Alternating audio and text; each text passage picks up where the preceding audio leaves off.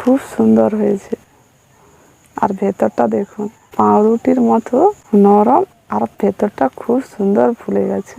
এই পিঠেগুলো খেজুর গুড় দিয়ে খেলে খেতে কিন্তু ভীষণ ভালো লাগবে। নমস্কার বন্ধুরা, আজ বন্ধুরা আমি আতপ চাল দিয়ে ফুলকো ফুলকো চিতই পিঠা বানিয়ে দেখাবো। আর এই পিঠেগুলো কিন্তু খুব সুন্দর হয়, আর খেতে কিন্তু ভীষণ ভালো লাগে, আর বানাতেও একদম সোজা। আর আপনারা দেখুন আমি কিভাবে বানাই। এই পিঠে বানানোর জন্য এখানে 1 বাটি আতপ চাল নিয়েছি, এই বছরের নতুন আতপ চাল। এখন চালটাকে খুব ভালো করে ধুয়ে নেব। এই চালটাকে একবারের গায়ে 2 বার 3 বার জল দিয়ে কিন্তু ভালো করে ধুয়ে নিতে হবে। এই যে জলের মধ্যে যে সাদা ভাবটা রয়েছে, ওটা যতক্ষণ না যায় ততক্ষণ পর্যন্ত ভালো করে ধুয়ে নিতে হবে।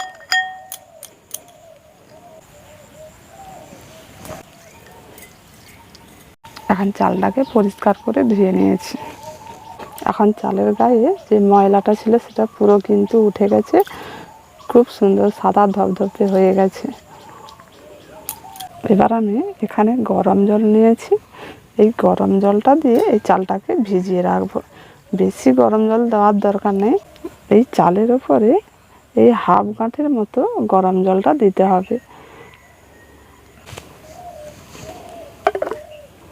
ঢাকা দিয়ে 8 থেকে 10 মিনিটের মতো রেখে দিতে হবে, চালটা খুব সুন্দরভাবে ফুলে যাবে। এখন বন্ধুরা 10 মিনিটের মতো হয়ে গেছে। এখন দেখুন বন্ধুরা, জলটা অনেকটা কমে গেছে, আর চালটা বেশ সুন্দর ফুলে গেছে। এই দেখুন, একটু ঘষতেই চালটা খুব সুন্দরভাবে ভেঙে যাচ্ছে। এখন বন্ধুরা আমি মিক্সচার নিয়েছি, মিক্সচারের জারের মধ্যে এই চাল আর জলটা সবটাই কিন্তু দিয়ে দিচ্ছি।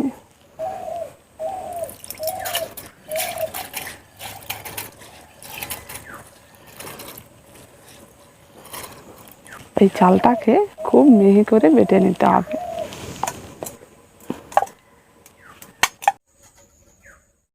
এখন আমি চালটাকে বেটে নিয়েছি। এখন দেখুন, আর কিন্তু জল দেওয়ার দরকার নেই, এইরকমভাবে পাতলাটা হবে, আর খুব সুন্দর মিহি করে কিন্তু আমি বেটে নিয়েছি।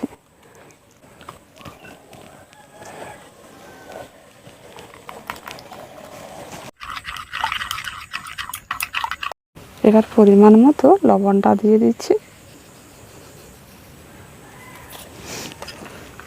লবণটা দিয়ে একটু ভালো করে মিশিয়ে নিতে হবে।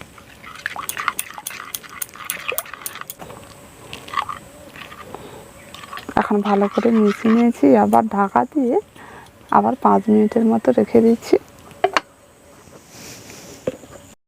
এখানে আমি বাটিতে করে অল্প করে একটু জল নিয়েছি, এই জলের মধ্যে সামান্য একটু সাদা তেল দিয়ে দিচ্ছি।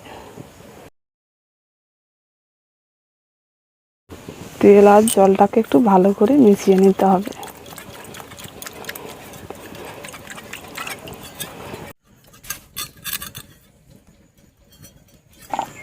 এখানে আমি প্যান নিয়েছি।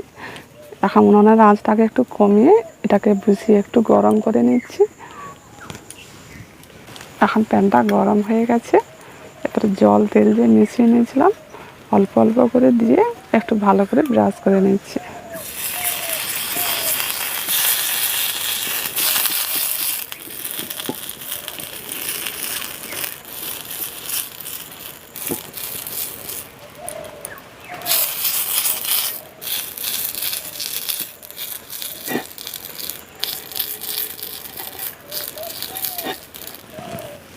এবার এর মধ্যে 1 চামচের মতো বেকিং পাউডার দিয়ে দিচ্ছি।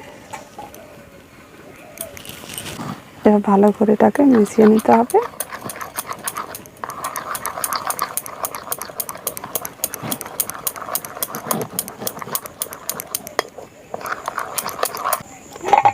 এখন খুব ভালো করে মিশিয়ে নিয়েছি।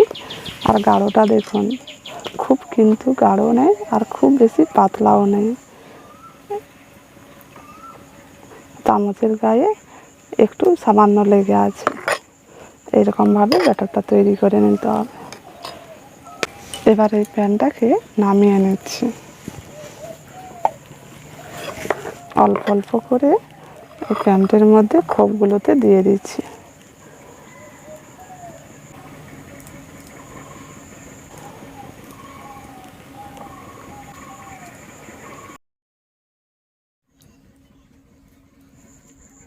এখন ব্যাটারটা দিয়ে দিয়েছি। আবার এই প্যানটাকে উনুনের উপর বসিয়ে দিচ্ছি। উনুনের আঁচটাকে কিন্তু একদম হালকা করে রাখতে হবে। হালকা আঁচে এই পিঠেটা বানাতে হবে। এবার ঢাকাটা দিয়ে দিচ্ছি। এখন 5 মিনিট হয়ে গেছে। এবার ঢাকাটা খুলে নিচ্ছি।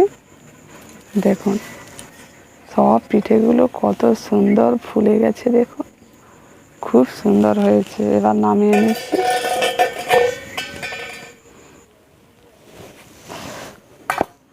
এটা একটু ঠান্ডা করে নিতে হবে। এখন পিঠেগুলো কত সুন্দর উঠে যাচ্ছে, দেখুন সব পিঠেগুলো খুব সুন্দরভাবে উঠে যাচ্ছে। কত সুন্দর হয়েছে। এভাবে করে কিন্তু চিতই পিঠা বানালে এই রকম কিন্তু সুন্দর হবে। বাকি পিঠেগুলো এভাবে করে তৈরি করে নেব। আবার একটু তেল জল দিয়ে ব্রাশ করে নিচ্ছি। আর খুব হালকা আঁচে এই পিঠেগুলো তৈরি করতে হবে, একদম বেশি জ্বালান দেওয়া যাবে না। অল্প অল্প করে আবার ব্যাটারটা দিয়ে দিচ্ছি।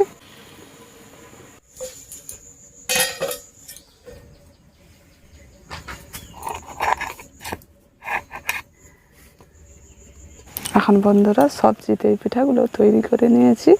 আর পিঠেগুলো দেখুন কত সুন্দর নরম হয়েছে,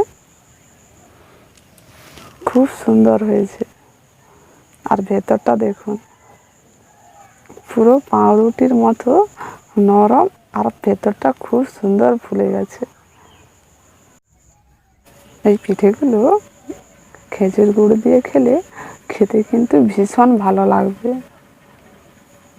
এভাবে করে চিতই পিঠা বানিয়ে খেয়ে দেখবেন, খুব ভালো লাগবে।